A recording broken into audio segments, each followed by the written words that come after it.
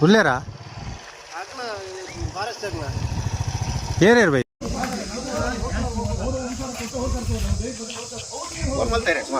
ಅಂದೆ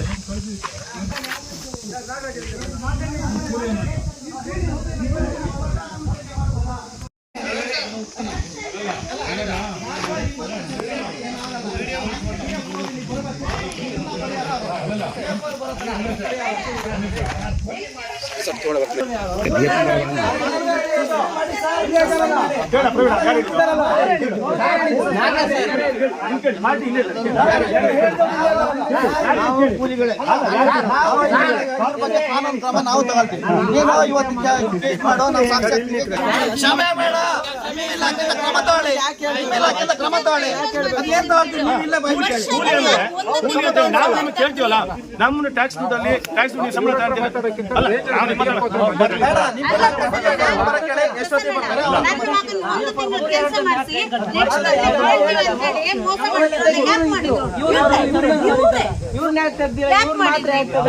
ಸ್ಪರ್ಶನ್ ಒಂದು ತಿಂಗಳು ಬೆಂಕಿ ಆರ್ಸೋ ಟೈಮಲ್ಲಿ ಒಂದು ತಿಂಗಳು ತಗೊಂಡು ಸಂಬಳ ಕಳ್ಸಿದ್ರಲ್ಲ, ವಾಟ್ಸಪ್ ಅಲ್ಲಿ ಇದೆ. ನೆಕ್ಸ್ಟ್ ತಿಂಗಳು ಜೂನಿಗೆ ಹೇಳ್ತೀವಿ ಅಂದ್ರಲ್ಲ, ಅವನಿಗೆ ಯಾಕೆ ಹೇಳಲಿಲ್ಲ? ಯಾಕೆ ಸುಳ್ಳು ಮಾಹಿತಿ? ಚಿಕ್ಕಮಗಳೂರು ಜಿಲ್ಲೆಯ ಮೂಡಿಗೆರೆ ತಾಲೂಕಿನ ಸುಂಕ್ಸಾಲೆ ಗ್ರಾಮ ವ್ಯಾಪ್ತಿಗೆ ಬರುವ ದುರ್ಗದಳ್ಳಿ ರಾಣಿಜರಿ ಎಂಬಲ್ಲಿಗೆ ಇವತ್ತು ನಾವು ಈ ಭಾಗಕ್ಕೆ ಬಂದಿದ್ದೀವಿ. ಇಲ್ಲಿ ಈ ಅರಣ್ಯ ಇಲಾಖೆಯಿಂದ ಒಂದು ಚೆಕ್ ಪೋಸ್ಟ್ ಕೂಡ ನಿರ್ಮಾಣ ಮಾಡ್ಕೊಂಡಿದ್ದಾರೆ. ಅಂದರೆ ಟಿಕೆಟ್ ವಿಷಯದಲ್ಲಿ ಹಲವಾರು ಸಮಸ್ಯೆಗಳನ್ನು, ಗೊಂದಲಗಳು, ಇಲ್ಲಿ ರಸ್ತೆ ಸರಿ ಇಲ್ಲ, ಅದ್ರ ಬಗ್ಗೆ ಗ್ರಾಮಸ್ಥರು ಕೂಡ ಎಚ್ಚೆತ್ತುಕೊಂಡು ಅರಣ್ಯ ಅಧಿಕಾರಿಗಳ ಚೆಕ್ ಪೋಸ್ಟ್ ಹತ್ರ ಮುತ್ತಿಗೆ ಹಾಕುವ ಕೆಲಸಗಳನ್ನು ಇವತ್ತು ಮಾಡಿದ್ದಾರೆ. ಅದ್ರ ಬಗ್ಗೆ ಇನ್ನು ಮೇಲಧಿಕಾರಿಗಳ ಗಮನಕ್ಕೆ ತಂದಾಗ ನಾವು ಈಗ ಸ್ಥಳಕ್ಕೆ ಯಾರೋ DF ಅವರು ಯಾರೋ ಬರ್ತಾರೆ ಅಂತ ಹೇಳಿದ್ದಾರೆ. ಅದೇ ರೀತಿ ನಾವು ಈಗ ಮೇಲ್ಭಾಗ ರಾಣಿಜರಿ ಮೇಲ್ಭಾಗದಲ್ಲಿ ಇದ್ದೀವಿ. ಇಲ್ಲಿ ಕೂಡ ಅರಣ್ಯ ಅಧಿಕಾರಿಗಳು ಪ್ರತಿಯೊಂದಕ್ಕೂ ಟಿಕೆಟ್ ಅನ್ನು ಮಾಡಿಕೊಂಡು ಪ್ರವಾಸಿಗರಿಗೆಲ್ಲ ಕೊಡ್ತಾರೆ. 50, 30 ಇಲ್ಲ 100 ಅಷ್ಟೆಲ್ಲ ಮಾಡಿಕೊಂಡು ಇಲ್ಲಿನ ಸ್ವಚ್ಛತೆ ನೀವು ನೋಡ್ಬೋದು. ನೋಡಿ, ಅಲ್ಲಿ ಬಾಟಲ್ಗಳು, ಪ್ಲಾಸ್ಟಿಕ್ಗಳು ಎಲ್ಲ, ಸಿಗರೇಟ್ ಪ್ಯಾಕ್ಗಳು ಎಲ್ಲ ತರದ್ದು ಇಲ್ಲಿ ಬಿದ್ದಿದೆ. ಆದ್ರೂ ಒಂದು ಸ್ವಚ್ಛತೆ ಮಾಡ್ತಾ ಇಲ್ಲ ಅಂತೇಳಿ ಇಲ್ಲಿನ ಗ್ರಾಮಸ್ಥರು ಕೂಡ ಆರೋಪ ಮಾಡ್ತಾ ಇದ್ದಾರೆ ಅರಣ್ಯ ಅಧಿಕಾರಿಗಳ ವಿರುದ್ಧ.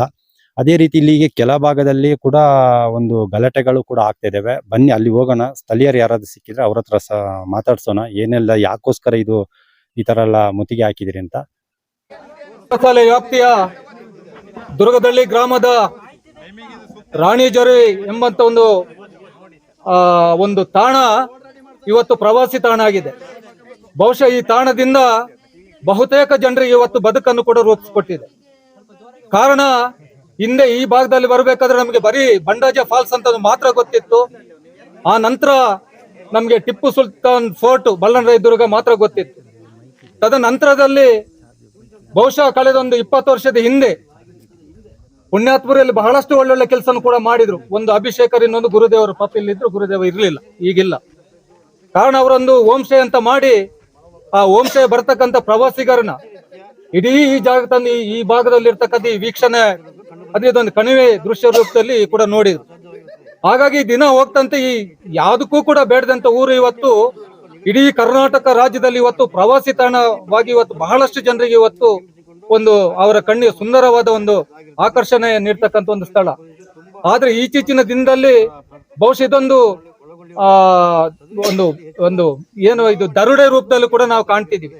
ಕಾರಣ ಎಷ್ಟೇ, ಬಹುಶಃ ಈ ಭಾಗದಲ್ಲಿ ಬರ್ತಕ್ಕಂಥ ಯಾರೇ ಪ್ರವಾಸಿಗರಾಗಿರ್ಬೋದು ಬಂದು ಬರೀ ನಮ್ಮ ರಾಣಿಜರಿ ಇಷ್ಟನ್ನ ವೀಕ್ಷಣೆ ಮಾಡಿ ವಾಪಸ್ ಹೋಗ್ತಿದ್ರು.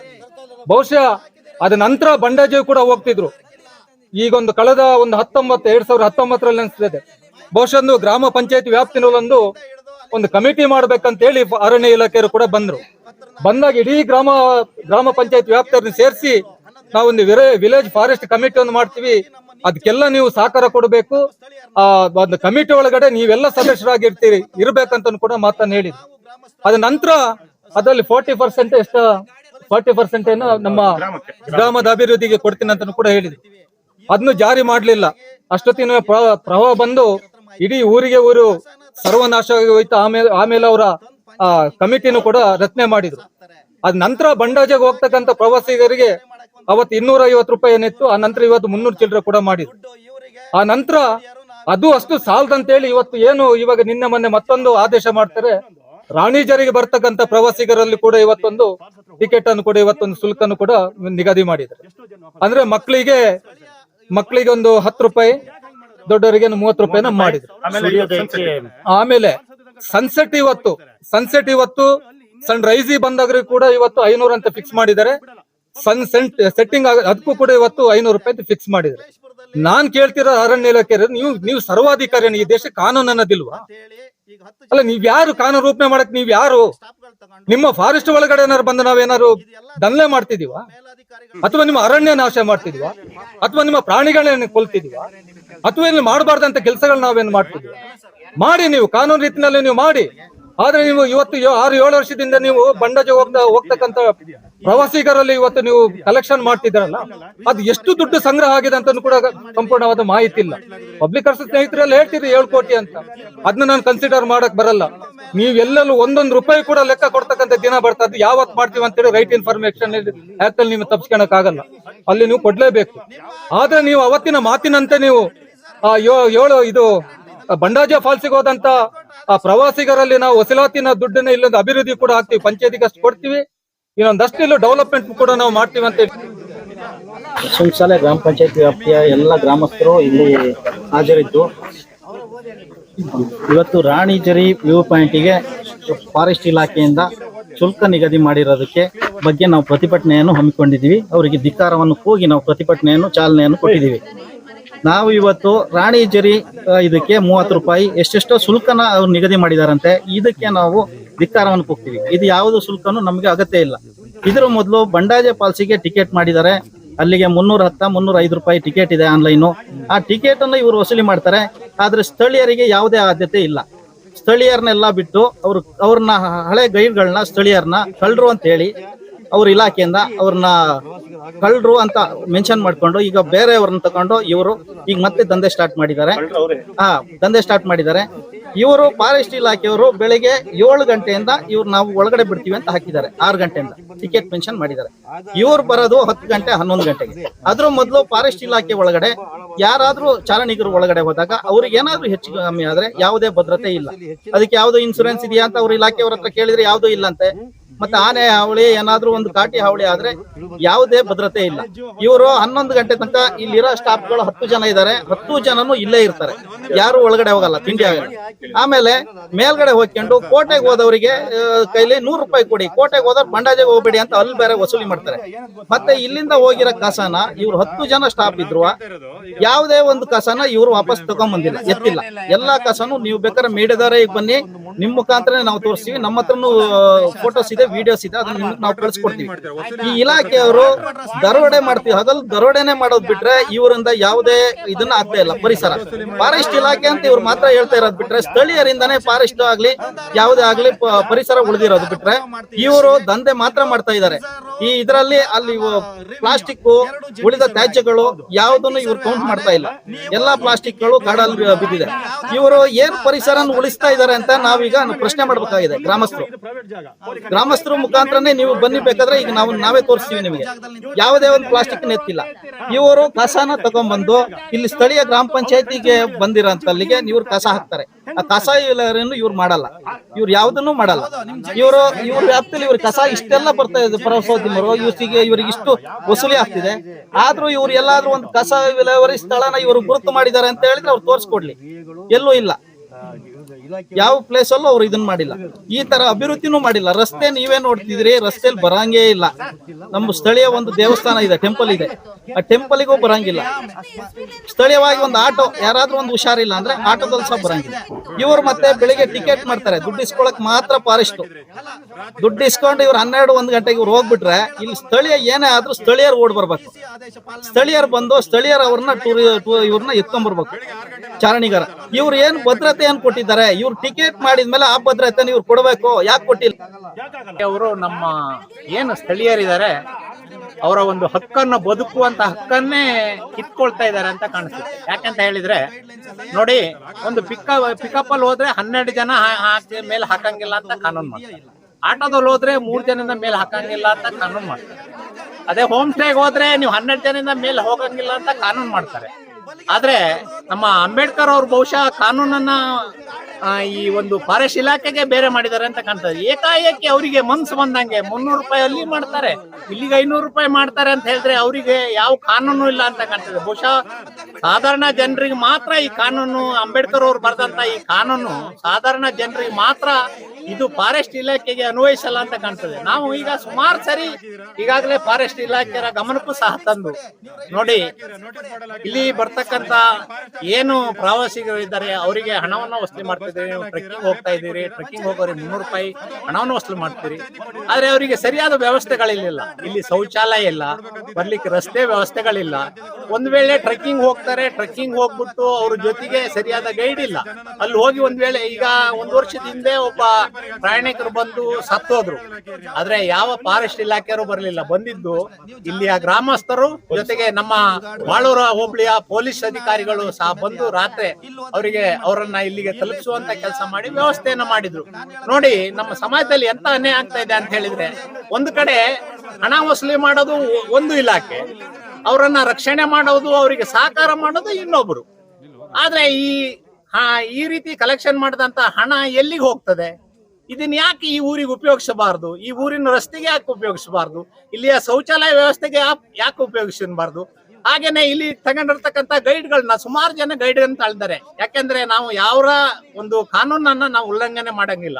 ಆದ್ರೂ ಸಹ ಈಗ 10 ಜನ ಗೈಡ್ ಅನ್ನ ತಗೊಂಡಾಗ ನಮ್ಮ ಏನ್ ಮಧುಗುಂಡಿ, ಸುಂಗ್ಸಾಲೆ, ದುರ್ಗದಳ್ಳಿಲೂ ಇದ್ದಾರೆ ಹೆಚ್ಚಿನ ಕೂಲಿ ಕಾರ್ಮಿಕರು, ದುಡಿಮೆಗಾಗೆ ಕಾದ್ಕೊಂಡಿದ್ದವರು ಇದ್ದಾರೆ. ಅಂತವ್ರನ್ನ 10 ಜನದಲ್ಲಿ 2 ಜನ ಗೈಡನ್ನ ನಮ್ಮ ಊರಿನವರಿಗೆ ಕೊಡ್ಬೋದಲ್ಲ? ಅವರಿಗೊಂದು ಜೀವನನೂ ಆಗ್ತದೆ, ಬದುಕನ್ನು ಕಟ್ಟಿಕೊಳ್ಳುವ ರೀತಿ ಆಗ್ತದೆ. ಆದ್ರೆ ಇವರಿಗೆ ನಮ್ಮ ದುರ್ಗದಳ್ಳಿಯ ದುಡ್ಡು ಬೇಕು. ಇವರಿಗೆ ನಮ್ಮ ಜನಗಳಿಗೆ ಅವ ಉದ್ಯೋಗ ಕೊಡುವ ಅಂತ ಭರವಸೆನೂ ಇಲ್ಲ, ಈ ಊರಿಗೆ ಅನುಕೂಲವಾಗುವಂತ ಕೆಲಸನೂ ಮಾಡಲ್ಲ. ಆದ್ರೆ ದುಡ್ಡು ಮಾತ್ರ ಇಲಾಖೆಗೆ ಬೇಕು. ನಮ್ಮ ಊರಿನ ಜನ ಯಾಕೆ ಬೇಡ ಇವರಿಗೆ? ನೋಡಿ, ಇವತ್ತು ಟ್ರೆಕ್ಕಿಂಗ್ ಏನೋ 300 ರೂಪಾಯಿ ಮಾಡಿದ್ದಾರೆ, ಪಾಸ್ ನೋಡ್ತಾರೆ, ಹೋಗಿ ಬರ್ಲಿ. ಆದ್ರೆ ಇಲ್ಲಿ ಏನ್ ವ್ಯೂ ಪಾಯಿಂಟ್ ಇದೆ, ಚರಣ ಅಂತ ಹೇಳ್ತಾರೆ. ನಮ್ಮಲ್ಲಿ ನಾವು ಒಂದು ಆರೋಗ್ಯ ಇಲಾಖೆಗೆ ಹೋದ್ರೆ ಹೇಳ್ತಾರೆ ಮೊದಲು ಡಾಕ್ಟ್ರು, ನೋಡಿ ನೀವು ಒಳ್ಳೆಯ ಪರಿಸರವನ್ನ ವೀಕ್ಷಣೆ ಮಾಡಿ, ಅದಾಗೆ ನಿಮ್ಮ ಆರೋಗ್ಯ ಸುಧಾರಿಸ್ತದೆ ಅಂತೆ. ಆ ಜನರನ್ನು ಹಗಲು ದರೋಡೆ ಮಾಡುತ್ತಿರುವ ಫಾರೆಸ್ಟ್ ಇಲಾಖೆಗೆ ಹೇಳಿ ಧಿಕ್ಕಾರ. ಜನರ ಸಮಸ್ಯೆ ಸ್ಪಂದಿಸಲು ಬರದ ರೇಂಜ್ ಆಫೀಸರ್ಗೆ ಹೇಳಿ ಧಿಕ್ಕಾರ. ಗ್ರಾಮಸ್ಥರ ಸಮಸ್ಯೆ ಆಲಿಸಲು ಬರದ ಡಿಎಫ್ಗೆ ಹೇಳಿ ಧಿಕ್ಕಾರ. ಜನರ ಜೋಬಿಗೆ ಕತ್ತರಿ ಹಾಕುತ್ತಿರುವ ಫಾರೆಸ್ಟ್ ಇಲಾಖೆಗೆ ಹೇಳಿ ಧಿಕ್ಕಾರ. ಅದೇ ರೀತಿ ಈ ಚಳವಳಿ ಕುರಿತು ಈಗಾಗಲೇ ರೇಂಜರ್ ಸಾಹೇಬರು ಕೂಡ ಬಂದಿದ್ರು. ಇವಾಗಲೇ ಅವರು ಬರಲಿಲ್ಲ ಅಂತೂ ಭಾರಿ ಆಕ್ರೋಶವಾಗಿ ನಾವು ಮಾತಾಡಿ ಬಂದಿರೋದ್ರಿಂದ ಬರೀ ನಮಗೆ ಅವ್ರ ಆಶ್ವಾಸನೆ ಕೊಟ್ಟು ಹೋಗೋದೇ ಅವಶ್ಯಕತೆ ಇಲ್ಲ. ಬಟ್ ನಮ್ದು ಏನ್ ಡಿಮ್ಯಾಂಡ್ಸ್ ಇದೆ, ಆ ಡಿಮ್ಯಾಂಡ್ಸ್ ಇವತ್ತೆಲ್ಲ ಅವ್ರು ಸಾಲ್ವ್ ಮಾಡ್ಬೇಕು. ಆ ಸಾಲ್ವ್ ಮಾಡಿದ ನಂತರ ನಾವಿಲ್ಲಿಂದ ನಿಮ್ ಕಡೆ ಇದ್ರೆ ನಾನು ಹಂಗೆ ಅವತ್ತೇ ಅಪಾಯಿಂಟ್ ಅಲ್ಲ ಸರ್, ಫಸ್ಟ್ ಏನು ಅನ್ನೋದೇ ಗೊತ್ತಿಲ್ಲ, ಇಲ್ಲಿ ಚಾರ್ಜ್ ಆಗಿದೆ ಕಳ್ಸಕ್ಕೆ. ಇಲ್ಲಿ ಎಲ್ಲ ಏನ್ ಗೊತ್ತಾ ಸರ್, ಸಮಯ ಏನಂದ್ರೆ 10 ವರ್ಷ ಬಿಟ್ಟು ಹಂಗಿರಲ್ಲ, ಎಲ್ಲ ಚೇಂಜ್ ಆಗ್ತಾನೆ ಇರುತ್ತೆ ಸರ್. ಟೂರಿಸಂ ಅನ್ನೋದೇ ನಿಲ್ಸಿದ್ರು ಜನಗಳು ಇವ್ರ ಪರವಾಗಿ. ಈಗಲೂ ಅವ್ರು ಹೇಳಲ್ಲ, ಅವ್ರ ಹೆಸರು ಹೇಳಲ್ಲ. ಕುಮಾರಸ್ವಾಮಿ ಅವರು ವಿಧಾನಸೌಧದಲ್ಲಿ ಇದೇ ವಿಷಯದ ಬಗ್ಗೆ ಚರ್ಚೆ ಮಾಡಿ ಜನಗಳಿಗಾಗಿ ಬಾರಿ ಇದು ಮಾಡಿದ್ರು ಅಂತ ಈಗಲೂ ಅವ್ರ ಹೆಸರು ಹೇಳ್ತಾರೆ. ನಾವೇ ಬರ್ತೀವಿ, ಬರ್ಲಿ ಬಂದ್ರೆ ಒಳ್ಳೇದು. ಹೋಗೋಣ, ಎಲ್ಲ ಹೋಗೋಣ. ಡಿಪಾರ್ಟ್ಮೆಂಟ್ ಗಾಡಿ ಇರುತ್ತೆ, ಅವರೇ ಬರ್ತಾರೆ.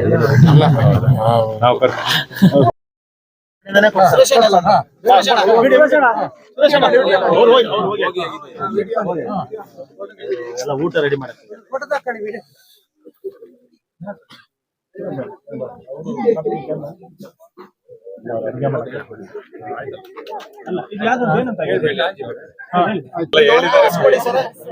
ಒಂದು ಸ್ಥಳ ನಮ್ಗೆ ಉಳಿಸ್ಕೊಡಿ. ಗ್ಲಾಸ್ ಬ್ರಿಡ್ಜ್ ಇಂದು ಒಂದು ಪ್ರಪೋಸಲ್ ಇದೆ, ಅದನ್ನ ನಾವು ಪುರಸ್ಕರಿಸಿದೀವಿ. ನಮ್ದು ಒಂದಿದೆ, ಅದನ್ನ ಪುರಸ್ಕಾರ ಪರವಾಗಿಲ್ಲ ಸರ್, ಬೇಜಾರಿಲ್ಲ. ನೀವು ಗ್ಲಾಸ್ ಬ್ರಿಡ್ಜ್ ಮಾಡದಿದ್ರೆ ನಮಗೇನು ಬೇಜಾರಿಲ್ಲ. ಬಟ್ ಇದು ಏನ್ ಗೊತ್ತಾ, ಎಲ್ಲಾ ಟೂರಿಸಂ ಪ್ಲೇಸ್ ಒಂದೇ ತರ ಇರಲ್ಲ, ಅದು ಅಭಿವೃದ್ಧಿಗಳಾಗ್ತಾನೆ. ಅದೇ ಹೇಳ್ತಾ ಇರೋದು, ಮೊದ್ಲು ಟ್ರೆಕ್ಕಿಂಗು ಇರ್ಲಿಲ್ಲ, ಟ್ರೆಕ್ಕಿಂಗ್ ಬಂತು, ಅದರಿಂದ ಒಂದು ಈಗ ಟ್ರೆಕ್ಕಿಂಗ್ ಟಿಕೆಟ್ ಮಾಡಿದೀವಿ ಅಂತ ಜನ ಬರ್ತಾ ಇಲ್ವಾ, ಸರ್ ಅವ್ರು ಹೇಳ್ತಾರೆ 10 ರೂಪಾಯಿ ಕೇಳಿದ್ರೆ ಕೊಡಲ್ಲ. ಅವರು ಬರೋದೇ ಇಲ್ಲ. ಎಲ್ಲರೂ ಇಲ್ಲ ತಿನ್ನೋರು ಎಲ್ಲರಿಗೂ.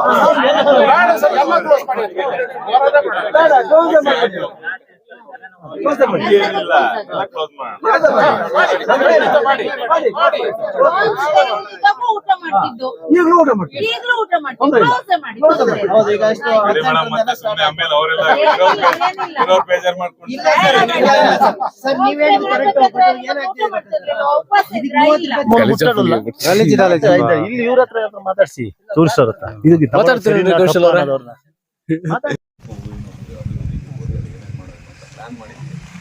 ಆದ್ಮೇಲೆ ಕಮಿಟಿಲಿ ಏನ್ ಸೇಮ್ ಇದ್ರಲ್ಲಿ ಹೆಂಗಾಗುತ್ತೆ ಹೇಳಿ ಪಂಚಾಯತಿಲಿ.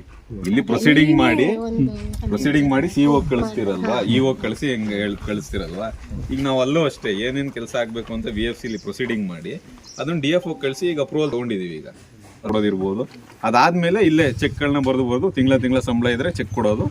ಇಲ್ಲ ಅಂದ್ರೆ ಈಗ ಬೇರೆ ರೋಡ್ ಗೀಡ್ ಕೆಲಸ ಆದ್ರೆ ಈಗ ಏನ್ ಪಂಚಾಯತ್ ಇಲ್ಲ ಹೆಂಗ್ ಟೆಂಡರ್ ಕರೀತಾರಲ್ಲ ಅದೇ ತರ ಟೆಂಡರ್ ಮಾಡ್ತಾರೆ. ಅವ್ರು ಯಾರು ಪಾರ್ಟಿಸಿಪೇಟ್ ಮಾಡ್ತಾರೆ ಅವ್ರು ಬಂದು ಕೆಲಸ ಮಾಡ್ತಾರೆ ಅಷ್ಟೇ.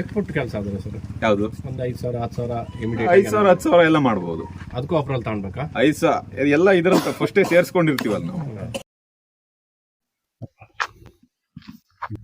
ರಾಣಿಜರಿ ಮೇಲ್ಭಾಗದಲ್ಲಿ ವ್ಯೂ ಪಾಯಿಂಟ್ ಇದೆ. ಈಗ ಅಲ್ಲಿ ಹೋಗ್ತಾ ಇರೋದು ನೋಡಿ, ಪ್ರವಾಸಿಗರು ಹೋಗ್ತಾ ಇದ್ದಾರೆ. ಇಲ್ಲಿ ದಿನನಿತ್ಯ ಸಾವಿರಾರು ಸಂಖ್ಯೆಯಲ್ಲಿ ಪ್ರವಾಸಿಗರಿಗೂ ಕೂಡ ಬರ್ತಾ ಇದ್ದಾರೆ. ಅಂದ್ರೆ ಇಲ್ಲಿ ಈಗ ಬೆಳಗಿನ ಒಂದು ಹೊತ್ತಲ್ಲಿ ಪ್ರವಾಸಿಗರಿಗೆ 30 ರೂಪಾಯಿ ಟಿಕೆಟ್ ದರ ಮಾಡ್ತಾ ಇದ್ದಾರೆ.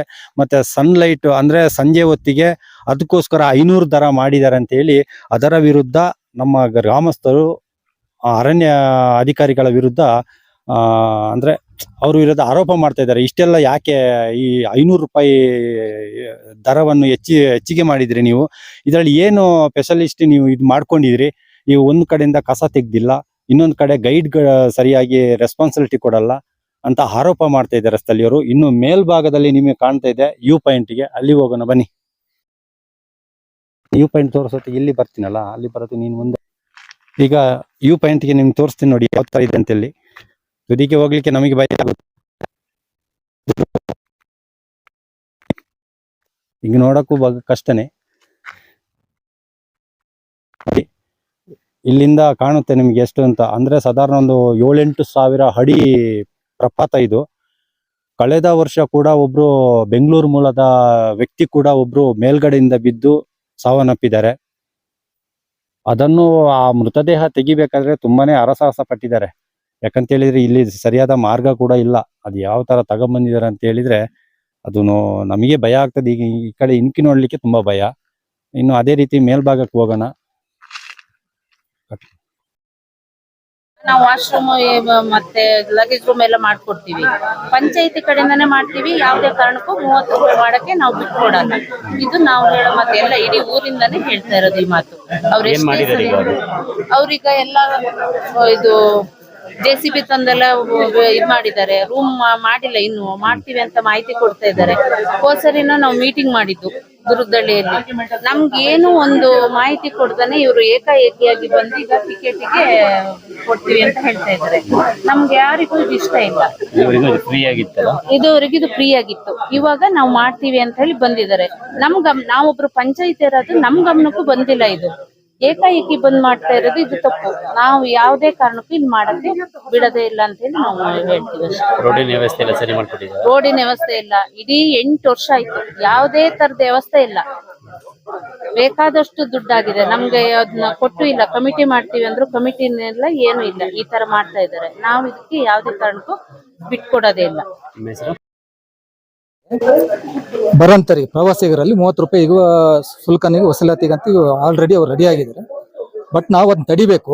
ಯಾವುದೇ ಕಾರಣಕ್ಕೂ ನಮಗೊಂದು ಫ್ರೀ ಅಂತ ಒಂದು ಈ ರಾಣಿಜರಿ ವೀಕ್ಷಕರು ಯಾರೇ ಬಂದ್ರು ಕೂಡ ಬೆಂಗಳೂರು ಪ್ರವಾಸಿಗರಾಗಿರ್ಬೋದು, ಕರ್ನಾಟಕ ಎಂಟೈರ್ ಕರ್ನಾಟಕದ ಬರಂತರಿ ಯಾರು ಕೂಡ ಫ್ರೀ ಆಗಿ ನೀವು ಬಿಡಬೇಕಂತ ನಮ್ಮ ಡಿಮ್ಯಾಂಡ್. ಮತ್ತಿನ್ನು ಬಂಡಾಜೆ ಫಾಲ್ಸ್ ಇದುವರೆಗೆ ಫ್ರೀ ಆಗಿ ಇತ್ತು. ಇನ್ನು ಮುಂದೆ ಈಗ ಏನ್ ಮಾಡ್ತೀರಾ ಸರ್, ಈಗ 30 ರೂಪಾಯಿ ಅಂತ ಫಿಕ್ಸ್ ಮಾಡ್ತಾರೆ.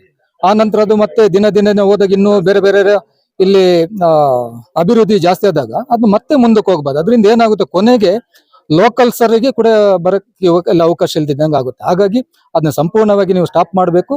ನಮಗೆ ಇಲ್ಲಿ ಫ್ರೀ ಆಗಿ ರಾಣಿ ಜರಿ ಬಿಡಬೇಕಂತ ನಮ್ಮದು ಮೊದಲಿನ ಡಿಮ್ಯಾಂಡ್. ನಿಮ್ಮೂರಿಗೊಂದು ಕೆಟ್ಟ ಹೆಸರಲ್ಲ, ಬಂದವರೆಲ್ಲ ಬರೀ ವಸೂಲಿ ಮಾಡ್ತಾರೆ, ದುಡ್ಡು ಹೌದು ತಗೊಳ್ತಾರೆ, ಸರ್, ಎಲ್ಲ ಕಡೆ free ಇಲ್ಲ ಅಂತ. ಹೌದು ಸರ್, ನಿಜ ಸರ್. ಈಗ ಏನಾಗಿದೆ, ಬೆಂಗಳೂರು ಭಾಗದಲ್ಲಿ ದಿನನಿತ್ಯ ಕಂಪ್ಯೂಟರ್ ಮುಂದೆ ಬಟ್ ಈ ಆಫೀಸ್ ಮುಂದೆಲ್ಲ ಕೂತುವರೆಗೆ ಒಂದ್ಸರಿ ಫ್ರೀಡಮ್ ನಾವು ಆಗ್ಬೇಕಂತ ಈ ಕಡೆ ಪ್ರವಾಸಿಗರು ಬಂದಿರ್ತಾರೆ ಸರ್. ಹೌದು, ಇಲ್ಲಿ ಬಂದಾಗ ಇಲ್ಲಿ ಕೂತಾಗ ಒಂದ್ 5 ನಿಮಿಷ ಇಲ್ಲಿ ಕೂತ್ರೆ ಆಕೆ ದೃಶ್ಯಗಳನ್ನ ನೋಡಿದಾಗ ಒಂದ್ ಸ್ವಲ್ಪ ಮೈಂಡ್ ಅಲ್ಲಿ ಪ್ರಿಪೇರ್ ಆಗುತ್ತೆ. ಅಂತ ಒಂದು ಸಂದರ್ಭ ಇರಂತಲ್ಲಿ ಇಲ್ಲೂ ಕೂಡ ಬಂದಾಗ ಪ್ರತಿ ಕಡೆನೂ ದುಡ್ಡು ದುಡ್ಡು ದುಡ್ಡು ಇದ್ದಾಗ ಅವ್ರಿಗೆ ಇನ್ನೊಂದ್ಸರಿ ಇರಿಟೇಷನ್ ಆಗಬಾರ್ದು. ಮತ್ತೆ ಈ ಸೌಂದರ್ಯ ಇರ್ತಕ್ಕಂಥ ಒಂದು ಊರು ಅದು ಸೌಂದರ್ಯವಾಗಿ ಇರ್ಲಿ ಅನ್ನೋದು ನಮ್ಮ ಉದ್ದೇಶ ಬಿಟ್ಟು ಬೇರೆ ಏನಿಲ್ಲ ಸರ್.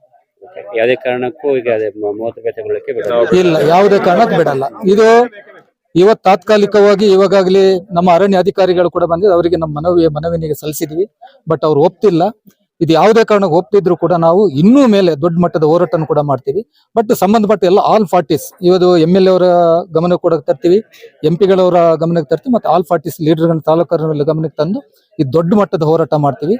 ಇಲ್ಲಿ ಯಾವುದೇ ಕಾರಣಕ್ಕೂ ಕೂಡ ಸರ್ ವಸೂಲಾತಿನ ಅವಕಾಶ ಮಾಡಿಕೊಡಲ್ಲ ಸರ್.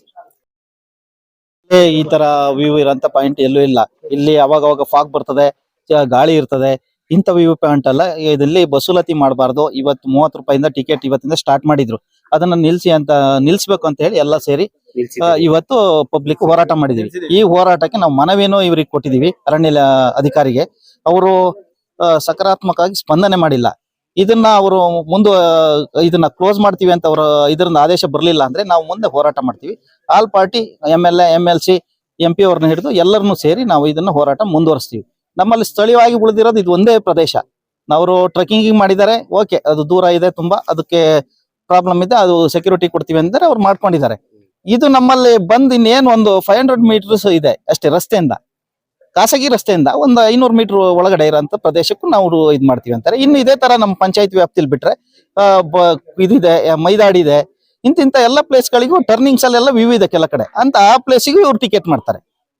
ಅದಕ್ಕೆ ಇಲ್ಲಿಂದಾನೇ ಇದನ್ನ ತಡಿಬೇಕು ಅಂತ ಹೇಳಿ ಎಲ್ಲರೂ ಬಂದು ಆರಾಮಾಗಿ ಇದನ್ನ ವೀಕ್ಷಣೆ ಮಾಡಿ ಹೋಗ್ಲಿ ಅಂತ ಹೇಳಿ ನಮ್ಮ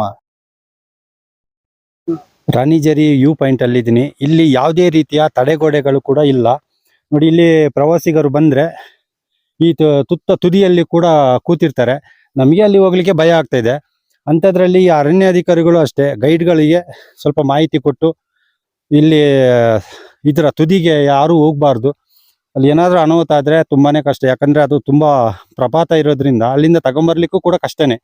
ಇಂಥ ಸಂದರ್ಭದಲ್ಲಿ ಅರಣ್ಯಾಧಿಕಾರಿಗಳು ಎಚ್ಚೆತ್ಕೋಬೇಕು.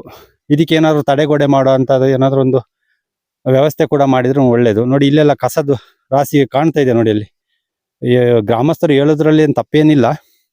ಈ ತರ ಕಸದ ರಾಶಿ ಇಟ್ಕೊಂಡು ಕಲೆಕ್ಷನ್ ಮಾಡ್ತಾರೆ. ಇಲ್ಲಿ ಸ್ಥಳೀಯರು ಈಗ ಫಾರೆಸ್ಟ್ ಇಲಾಖೆಯಿಂದ ಏನೋ ಆರ್ಡರ್ ಹೊರಡಿಸಿ 30 ರೂಪಾಯಿ ಒಬ್ಬರಿಗೆ ಟಿಕೆಟ್ ಮಾಡ್ಬೇಕಂತಿದ್ದಾರೆ ಫರ್ ಹೆಡ್. ಆಮೇಲೆ ಮೇಲ್ಗಡೆ ಸೂರ್ಯಾಸ್ತ ಆಮೇಲೆ ಸೂರ್ಯ ಉದಯಕ್ಕೆ 500 ರೂಪಾಯಿ ಪ್ಲಸ್ ಮಕ್ಕಳಿಗೆ 250 ರೂಪಾಯಿ ಮಾಡ್ಬೇಕಂತಿದ್ದಾರೆ. ಬಟ್ ಇಲ್ಲಿ ಅವರು ಮಾಡ್ತೀವಿ ಅಂತ ಹೊರಟಿದ್ದಾರೆ. ಯಾವ ಉದ್ದೇಶಕ್ಕೆ ಮಾಡ್ತಿದಾರೆ ಅನ್ನೋದೇ ನಮಗೆ ಒಂಥರ ಕನ್ಫ್ಯೂಸ್ ಆಗಿದೆ. ಯಾಕಂತಂದ್ರೆ ಇಲ್ಲಿ ಆಲ್ರೆಡಿ ನೋಡಿ, ಇದು ರಾಣಿಜೇರಿ, ಇಲ್ಲಿ ಬಂದು ನೋಡಿ ಎಷ್ಟು ಜನ ಬಂದು ನೋಡ್ತಾ ಇದ್ದಾರೆ. ಇವರೆಲ್ಲ ಬಂದು ನೋಡ್ಕೊಂಡು ಹೋಗಕ್ಕಂತೇಳಿ ಏನೋ ಖುಷಿಯಿಂದ ಹೊರಗಡೆಯಿಂದ ಬಂದಿರ್ತಾರೆ. ಇಲ್ಲಿ ಬಂದ್ಬಿಟ್ಟು 30 ರೂಪಾಯಿ ಟಿಕೆಟ್ ಮಾಡಿದ್ರ ಅಂದ್ರೆ ನಾಳೆ ಬರೋರು ಯಾರಿದ್ದಾರೆ ಇಲ್ಲಿಗೆ? ಅದಾದ ನಂತರ ಇಲ್ಲಿ ನೋಡಿ ಸೇಫ್ಟಿ ಏನಾರು ಉಂಟಾ ನೋಡಿ, ಇಲ್ಲಿ ಸೇಫ್ಟಿ ಇಲ್ಲ. ಯಾಕಂದ್ರೆ ಇಲ್ಲಿ ಒಂದು ಯಾವ್ದಾದ್ರು ಫೆನ್ಸಿಂಗ್ ಮಾಡ್ಬಿಟ್ಟು ವ್ಯವಸ್ಥಿತವಾಗಿ ಏನು ಮಾಡಿಲ್ಲ. ಆಮೇಲೆ ಬರ್ತಕ್ಕಂಥ ರೋಡು ಸರಿಯಾಗಿಲ್ಲ. ಮಳೆಗಾಲದಲ್ಲಿ ಒಂದು ನಾವು 4 ವೀಲ್ ಗಾಡಿಗಳೇ ಓಡಾಡೋದು ಕಷ್ಟ ಆಗುತ್ತೆ ಅಂತ ಪರಿಸ್ಥಿತಿ ಉಂಟು. ಆಮೇಲೆ ಇಲ್ಲಿ ಬಂದವರಿಗೆ ಮೂಲಭೂತ ಸೌಕರ್ಯ ಅಂತಂದ್ರೆ, ಈಗ ಒಂದು ಲೇಡೀಸ್ ಬಂದ್ರೆ ಅವರಿಗೆ ವಾಶ್ರೂಮ್ ವ್ಯವಸ್ಥೆ ಇಲ್ಲ. ಆಮೇಲೆ ಬೇಕಾದವರಿಗೆ ಒಂದು ನೀರಿನ ವ್ಯವಸ್ಥೆ ಇಲ್ಲ. ನೀರು ದುಡ್ಡು ಕೊಟ್ಟರು ಸಿಗದಿರೋಂಥ ಪರಿಸ್ಥಿತಿ ಆಗಿದೆ. ಇದೆಲ್ಲ ಒಂದು ವ್ಯವಸ್ಥೆ, ಮೂಲಭೂತ ಸೌಕರ್ಯಗಳನ್ನ ಮಾಡ್ಬಿಟ್ಟು ಮತ್ತೇನಾದ್ರು ಮಾಡೋದಾದ್ರೆ ಗ್ರಾಮಸ್ಥರನ್ನ ಸೇರಿಸ್ಕೊಂಡು ಅವ್ರ ಗಮನಕ್ಕೆ ತಂದು ಮಾಡ್ಬೇಕಲ್ವಾ?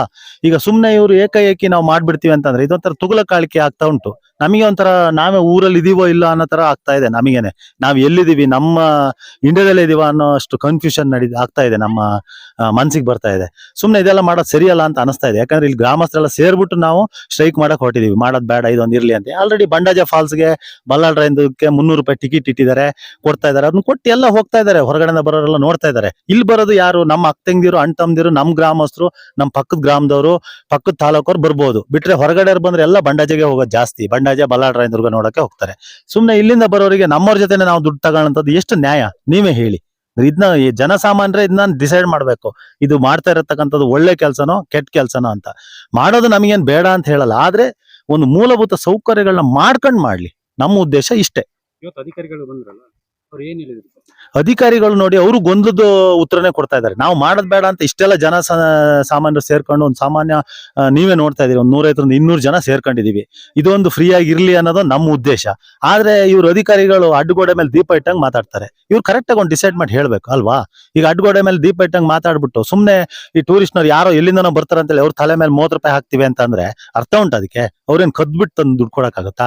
ಅವ್ರು ಏನೋ ಕಷ್ಟಪಟ್ಟು ಮನೇಲಿ ಚಿಕ್ಕ ಮಕ್ಕಳು ಅಪ್ಪ ಅಮ್ಮನ ಹತ್ರ ಕೇಳ್ದೇನೆ ಹೊರಗಡೆ ಹೋಗಕ್ಕಾಗಲ್ಲ, ಹೊರಗಡೆ ಹೋಗಿ ಪರ್ಮಿಷನ್ ಕೊಡಲ್ಲ. ಅಂತದ್ರಲ್ಲಿ ದುಡ್ಡು ಕೊಟ್ಟು ಪರ್ಮಿಷನ್ ಕೊಡ್ತಾರೆ ಅಂತಂದ್ರೆ ಇಲ್ಲಿಗೆ ಬಂದು ಹೋಗೋದಾಗ ಇಲ್ಲಿ ಇವರು ಸುಮ್ನೆ ದೊರಡೆ ಮಾಡ್ದಂಗ್ ಆಗ್ತಾ ಉಂಟು ಅಂತ ಅನಿಸ್ತದೆ ನನ್ನ ಮನ್ಸಲ್ಲಿ.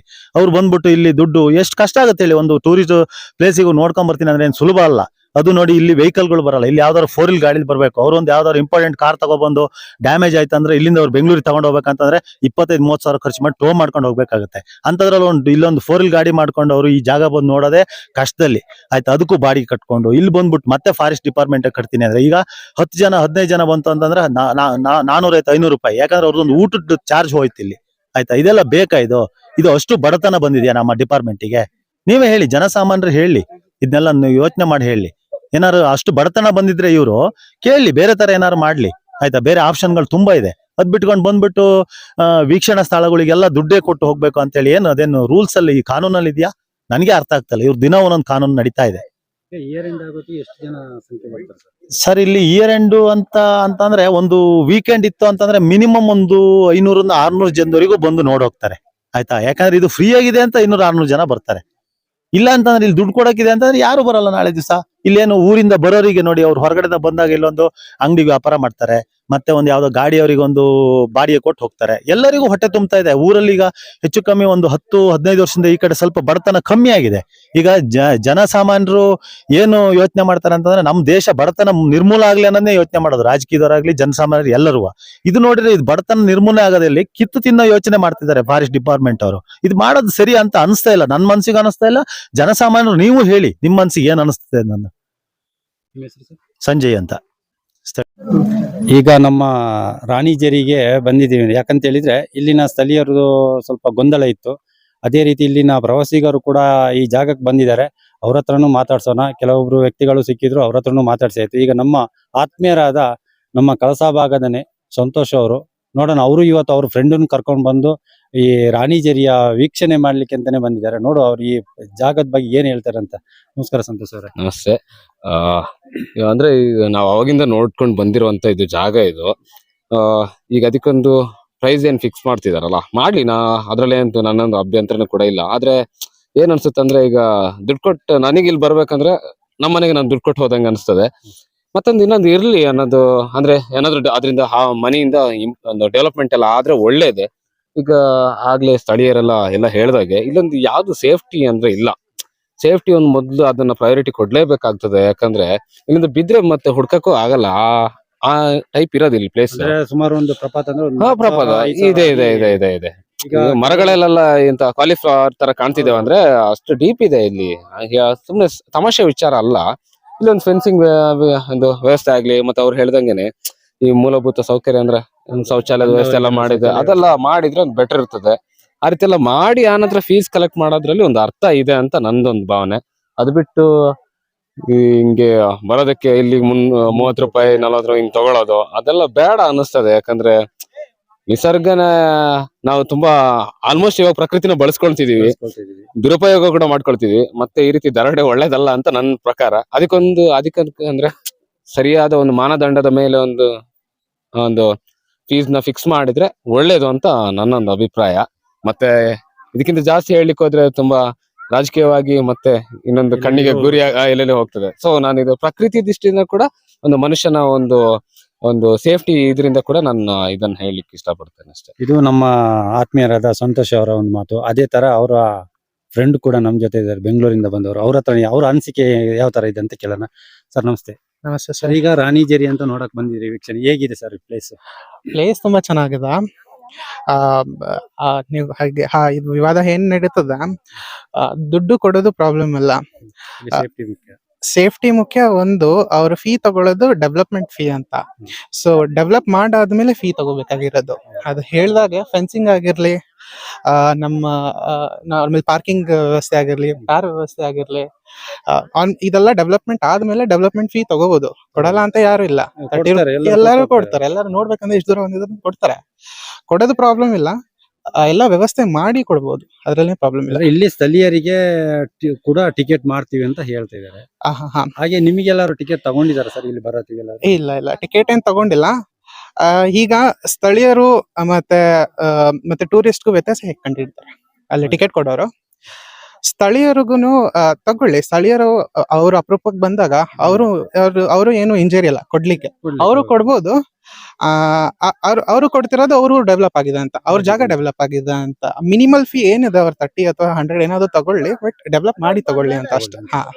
ಇದು ನಮ್ಮ ಬೆಂಗಳೂರು ಅವರ ನಮ್ಮ ಸಂತೋಷ್ ಅವರ ಫ್ರೆಂಡ್ ಅವರು ಮಾತಾಡಿದ್ದು. ಅದೇ ರೀತಿ ಇನ್ನೂ ಕೆಲವರು ಇದ್ದಾರೆ, ನೋಡು ಅವರು ಯಾವ ಊರಿಂದ ಬಂದಿದ್ದಾರೆ ಅಂತ ಗೊತ್ತಿಲ್ಲ. ನೋಡೋಣ ಅವ್ರ ಹತ್ರ ಒಂದು ಮಾತು ಕೇಳುವ, ಯಾರಾದ್ರೂ ಮಾತಾಡ್ತಾರಂತ. ಸರ್ ಬನ್ನಿ ಮಾತಾಡಿ. ಯಾವ ಊರು? ಮಾಕನಹಳ್ಳಿ. ನೋಡಿ, ಮಾಕನಹಳ್ಳಿಯಿಂದ ಬಂದಿದ್ದವರು ಇವರು ರಾಣಿ ಜರಿಯನ್ನು ವೀಕ್ಷಣೆ ಮಾಡ್ಲಿಕ್ಕೆ ಬಂದ್ರೆ. ಹೇಗಿದೆ ಸರ್ ಪ್ಲೇಸ್ ಎಲ್ಲ? ಪ್ಲೇಸ್ ಎಲ್ಲ ಬಾರಿ ಚೆನ್ನಾಗಿದೆ ನೋಡಕ್ಕೆ, ತುಂಬಾ ಈಗ ಸ್ವಲ್ಪ ಗೊಂದಲ ಆಗ್ತಾ ಇದೆ, ಟಿಕೆಟ್ ಮಾಡೋದು ಅಂದ್ರೆ ಇದಕ್ಕೆ ಒಂದು ರೇಟ್ ಫಿಕ್ಸ್ ಮಾಡ್ತಾ ಇದಾರೆ ಅಂತ ಹೇಳಿ. ಫಿಕ್ಸ್ ಮಾಡಿದ್ರೆ ತೊಂದ್ರೆ ಸರ್, ಸಾರ್ವಜನಿಕರು ಹೋಗೋ ಪ್ಲೇಸ್ ಇದು. ಅದನ್ನ ಮಾಡಿದ್ರೆ ಯಾವ್ದ್ರಿಂದ ಏನ್ ಲಾಭ ಸಿಗುತ್ತೆ ಅವರಿಗೆ ಸರ್? ಈಗ ಸೈಡ್ ಅಲ್ಲಿ ಬಾರಿ ಪ್ರಪಾತ ಎಲ್ಲ ಇರೋದು, ಅದೇ ಇಲ್ಲೆಲ್ಲ ಸೇಫ್ಟಿ ಎಲ್ಲ ಆಗ್ಬೇಕಿತ್ತು ಲೆಕ್ಕದಲ್ಲಿ. ಈಗೆಲ್ಲ ಸುಮಾರು ಜನ ಬರ್ತಾರೆ, ಏನೋ ಪೇಷೇಜ್ ಆಗ್ಲಿ, ಏನಾರು ಒಂದು ಜೀವಕ್ಕೆ ಏನಾರು ಹೆಚ್ಚು ಕಡಿಮೆ ಆದ್ರೆ ಆತರ ಎಲ್ಲ ಆಗ್ಬಾರ್ದು. ಇನ್ನು ಹೆಚ್ಚಿನ ಸೇಫ್ಟಿ ಬೇಕಂತ ಹೇಳಿ ಕೇಳ್ಕೊಬಹುದು ಅಷ್ಟೇ. ನಿಮ್ಮ ಹೆಸರು? ಪ್ರಸನ್ನ ಅಂತ ಹೇಳಿ. ಈಗ ನಮ್ ಜೊತೆ ಇನ್ನೊಬ್ರು ಇದ್ದಾರೆ. ಸರ್ ಮಾತಾಡಿ ಸರ್, ಇನ್ನೆಂತ ಹೊರಗಡೆ ಬಂದಿದ್ರಿ, ಮಾತಾಡ್ಬೇಕಲ್ವಾ? ನಮ್ ಜೊತೆ ಇದ್ದಾರೆ. ಸರ್ ನಮಸ್ಕಾರ. ನಮಸ್ಕಾರ ಸರ್, ಸುಧಾಕರ್ ಅಂತ. ಸರ್ ಈಗ ರಾಣಿಜೇರಿ ಅಂತ ವೀಕ್ಷಣೆಗೆ ಬಂದಿದ್ರಿ, ಹೇಗಿದೆ ಸರ್ ಪ್ಲೇಸ್ ಎಲ್ಲ? ಪ್ಲೇಸ್ ಮಾತ್ರ ಸಕ್ಕತ್ತಾಗಿದೆ, ಭಯ ಆಗುತ್ತೆ. ಈಗ ನೋಡಿ ಆ ಸೈಡ್ ನೀವು ಸುತ್ತ ನೋಡ್ಬೋದು, ಆದ್ರೆ ಸ್ವಲ್ಪ ಸೇಫ್ಟಿ ಬೇಕು. ಈಗ ಒಂದ್ ರಾಡ್ ಆಗ್ಲಿ, ಏನಾರ ಅಡ್ಡ ನಿಲ್ಲಕ್ ಆಗ್ಲಿ. ಈಗ ನಮಗೆ ಅಲ್ಲಿ ಹೋದ ತಕ್ಷಣ ಸ್ಲಿಪ್ ಆಗ್ಬೋದು, ನೋಡಕ್ ಬಂದಿರ್ತೀವಿ ದೂರದಿಂದ, ಫ್ಯಾಮಿಲಿ ಎಲ್ಲ ಬಿಟ್ಟು. ಭಯ ಇದೆ, ಅದೇ ಸೇಫ್ಟಿ ಇಲ್ಲ ಸರ್, ಸ್ವಲ್ಪ ಸೇಫ್ಟಿ ಬೇಕು. ಈಗೇನೋ ಟಿಕೆಟ್ ಮಾಡ್ತೀನಿ ಅಂತ ಹೇಳ್ತಿದ್ದಾರೆ, ಟಿಕೆಟ್ ಮಾಡಿ ಒಳ್ಳೇದೆ. ಏನಾದ್ರು ಅಭಿವೃದ್ಧಿ ಕಾರ್ಯಗಳ ಸೈಡ್ಗೆ ಸೇಫ್ಟಿ ಹಾಕ್ಸೋದಾಗ್ಲಿ, ಅಥವಾ ಕಾಡ ಪ್ರಾಣಿಗಳಿಂದ ತೊಂದರೆ ಆಗೋದಾಗ್ಲಿ, ಫಾರೆಸ್ಟ್ನವ್ರು ಇರ್ತಾರೆ, ಬೇರೆ ತರ ಸೇಫ್ಟಿ ಬೇಕೇ ಬೇಕು. ಇದು ನಮ್ಮ ಪ್ರವಾಸಿಗರು ಬಂದಂತ ಒಂದು ಮಾತು. ಅದೇ ತರ ಈ ಅರಣ್ಯ ಅಧಿಕಾರಿಗಳು ಕೂಡ ಎಚ್ಚೆತ್ಕೊಂಡು ಇದಕ್ಕೆ ಸೂಕ್ತ ಒಂದು ಏನಾದ್ರು ಒಂದು ತಡೆಗೋಡೆ ಮಾಡುವಂತ ಕೆಲಸ ಮಾಡ್ಲಿ. ಕ್ಯಾಮರಾಮನ್ ಮಂಜು, ಗಣೇಶ್, ನ್ಯೂಸ್ ಕರ್ನಾಟಕ. ವಿಡಿಯೋ ನೋಡಿದ್ದಕ್ಕೆ ಧನ್ಯವಾದಗಳು. ಮುಂದಿನ ವಿಡಿಯೋದಲ್ಲಿ ಸಿಗೋಣ. ಕ್ಷಣ ಕ್ಷಣದ ಸುದ್ದಿಗಾಗಿ ವೀಕ್ಷಿಸಿ ನ್ಯೂಸ್ ಕರ್ನಾಟಕ, ಸದಾ ನಿಮ್ಮ ಜೊತೆ.